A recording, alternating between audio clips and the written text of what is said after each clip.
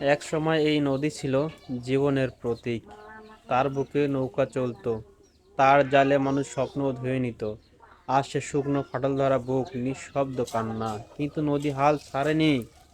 সে জানে বর্ষা আসবেই, আকাশ একদিন আবারও কাঁদবে, আর সেই কান্নাই হবে তার পুনর্জন্ম।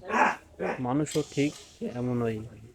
জীবনে এমন সময় আসে যখন স্বপ্ন শুকিয়ে যায়, আত্মবিশ্বাস ফেটে যায় মাটির মতো। সবাই ভাবে শেষ হয়ে গেছে, কিন্তু মনে রেখো, নদী শুকায়, মরে না। মানুষ ক্লান্ত হয়, শেষ হয়ে যায় না। আর যদি তোমার জীবন শুকনো নদীর মতো হয়, তাহলে বুঝে নাও, তুমি এখন প্রস্তুতির সময়ে আছো মাত্র।